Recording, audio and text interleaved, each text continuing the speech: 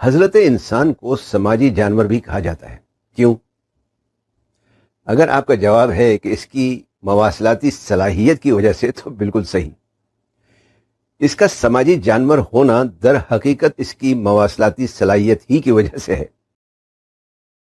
آتش لکھنوی کا ایک شعر ہے، آدمی وہ کیا جو نہ سمجھے سخن کی قدر کو، نطق نے حیوان سے مشت خاک کو انسان کیا. نطق کا مطلب ہے گویائی یا بولنے کی قوت.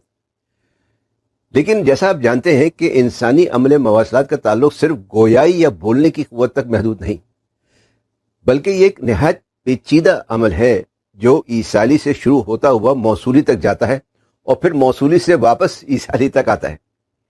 اس دوران یہ مواصلات جن مراحل سے گزرتی ہے اس سے بھی آپ کافی حد تک واقف ہو چکے ہیں اگر آپ یہ ویلاگز تسلسل سے دیکھ رہے ہیں. اور یہ بھی آپ جانتے ہیں کہ مواصلات کی ابتدا بولنے یا بات کرنے سے پہلے ہی شروع ہو جاتی ہے. جیسے ہی آپ کسی شخص سے ملتے ہیں ایک تاثر پیدا ہو جاتا ہے، ایک خیال ذہن میں آ جاتا ہے، اچھا یا برا، یا ایک تصویر بن جاتی ہے.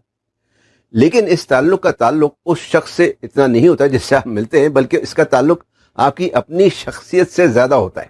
اصل میں جب بھی کوئی انسان دوسرے انسان سے رابطے میں آتا ہے تو وہ خالی انسان نہیں ہوتے بلکہ ایک شخصیت و کردار آپس میں ملتے ہیں. ان میں سے ہر ایک کی اقدار، ان کا زاویہ نگاہ، ان کی تعلیم و تربیت، ان کا اٹھنا بیٹھنا، کھانا پینا، ماحول، معاشرہ وغیرہ سب الگ الگ ہوتا ہے.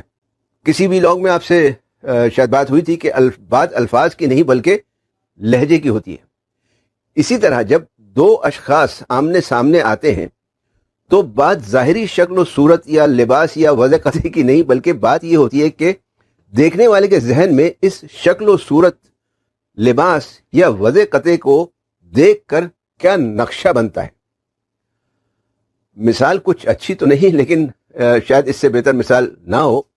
مطلب یہ کہ امریکہ نے دہشت گردی کی جنگ کے دوران ایک خاص وضع قطعی کے افراد کی تصویر یا نقشہ عام لوگوں کے ذہن میں بٹھا دیا. کیسے؟ مواصلات کے ذریعے سے.